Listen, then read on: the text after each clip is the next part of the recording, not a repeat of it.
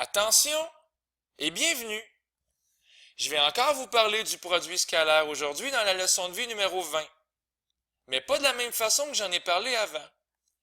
J'ai dit, dans d'autres leçons de vie, que le produit scalaire, c'était, ici le produit scalaire avec les vecteurs u et v, je vous ai dit que c'était la norme du premier vecteur multipliée par la norme du deuxième vecteur et multiplié par le cosinus de l'angle entre les vecteurs.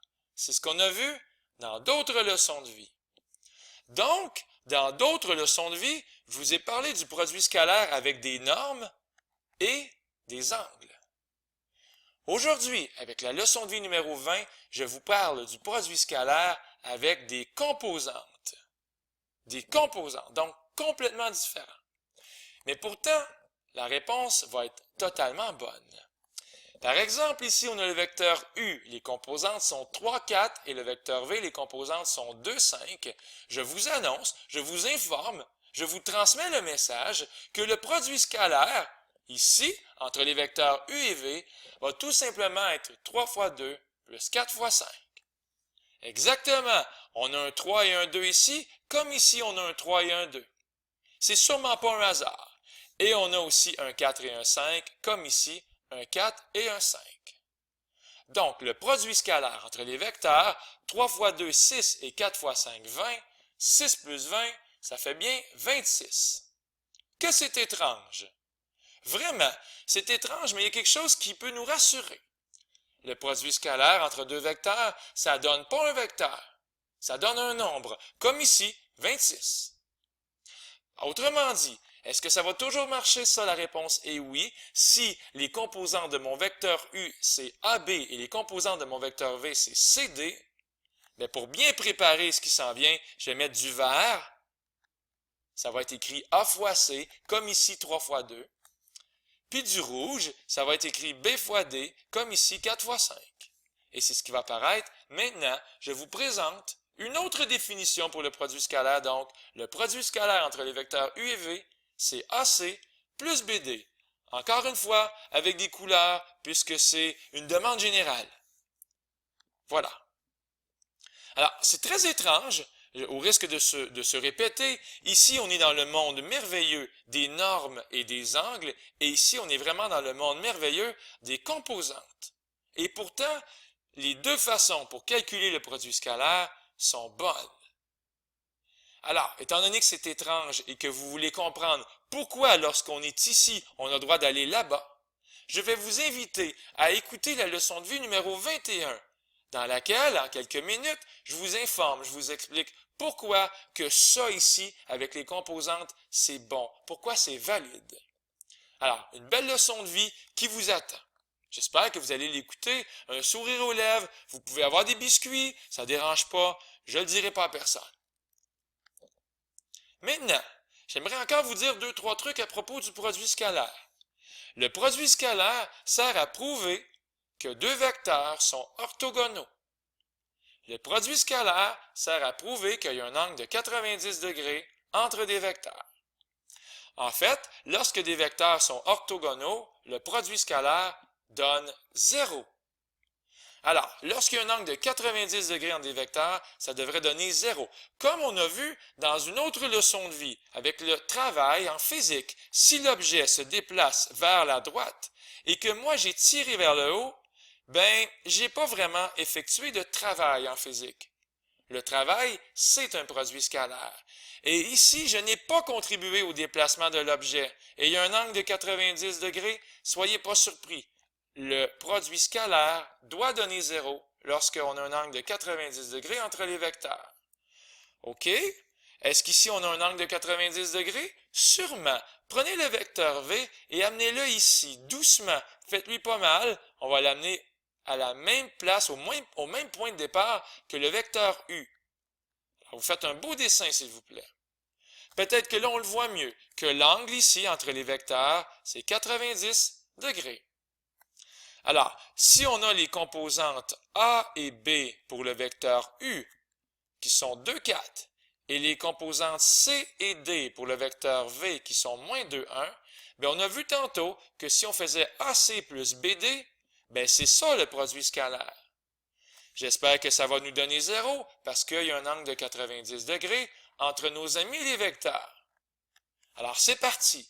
Le produit scalaire AC plus BD, 2 fois moins 2 plus 4 fois 1.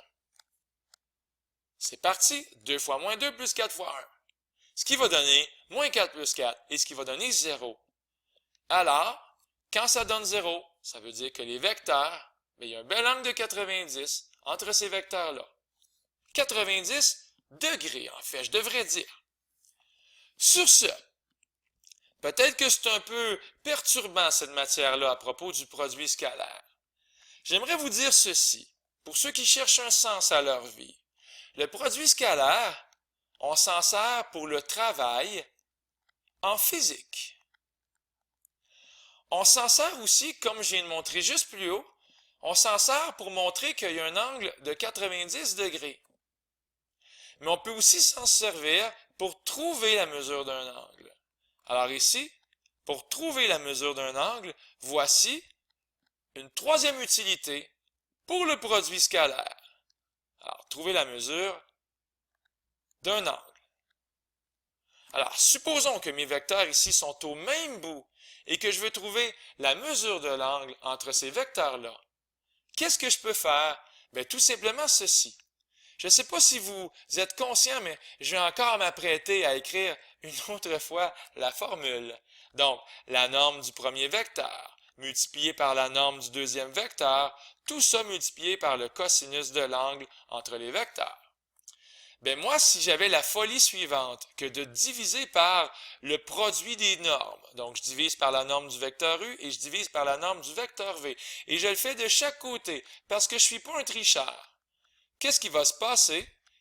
Il va se passer que ça va partir et cos de l'angle va être isolé. Il va être isolé. Ça tombe bien, s'il est isolé, on va pouvoir trouver sa mesure. Alors, je vous invite à écrire ici que le cos de l'angle, ben c'est le produit scalaire entre les vecteurs U et V, exactement comme c'est écrit ici. C'est la même chose.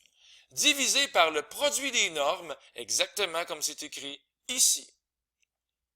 C'est pas la seule façon pour trouver la mesure de l'angle, mais des fois, ça va vraiment rapidement, vous allez voir.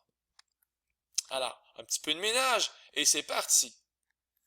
Le vecteur U, il est ici en rouge, les composantes, c'est moins 1, 5. Et le vecteur V en bleu, les composantes, c'est 3, 1. Alors, qu'est-ce qui se passe? Le produit scalaire, on va tout simplement faire moins 1 fois 3 plus 5 fois 1. Ça devrait donner 2. Voilà, ça donne 2. Alors, clairement ici, ce qui est là, ça donne 2. C'est bien, on avance à grands pas vers la découverte de l'angle, de sa mesure en fait. Maintenant, ce que la formule me demande de faire, c'est de trouver la norme de chaque vecteur. Mais on va le faire avec la logique de Pythagore. La norme du vecteur U. Moins 1 au carré. 5 au carré, ce sont les composantes. Une belle racine carrée, racine de 26. Je pense que je vais aller l'écrire ici. Racine de 26. Puis, je suis à peu près certain que ça va donner ici racine de 10 pour l'autre vecteur, sa norme, racine de 10. Alors, voilà, cosinus de l'angle, 2 divisé par racine de 26 fois racine de 10. D'ailleurs, c'est à veille d'apparaître. Ici, j'ai réécrit la formule et ici, j'ai remplacé 2 sur racine de 26 fois racine de 10 et j'ai même découvert que ça donnait environ 0,124. Attention, la mesure de l'angle qui est ici, c'est pas 0,124 degrés, c'est le cosinus qui va donner ça. Évidemment, pour trouver la mesure de l'angle, ce que je vais faire, c'est cos moins 1 de 0,124, ce qui donne environ 82,87 degrés. Donc, dans cette vidéo-là, on a vu une autre manière complètement différente de faire le produit scalaire de cette façon-là étrange avec les composantes. On a vu aussi que lorsque des vecteurs étaient orthogonaux, le produit scalaire donnait 0, Puis on a vu qu'on pouvait aussi trouver la mesure d'un angle entre deux vecteurs grâce au produit scalaire. Donc, 3 utilités pour le produit scalaire. Je vous invite à écouter la leçon de vie numéro 21 dans laquelle je vais faire la preuve. Pourquoi que j'ai le droit de faire ceci? Pourquoi que j'ai le droit de faire le produit scalaire avec les vecteurs U et V, c'est AC plus BD. À suivre bientôt. Soyez motivés et je vous salue. C'était Luc Allard pour le Collège Sainte-Anne qui vous dit au revoir.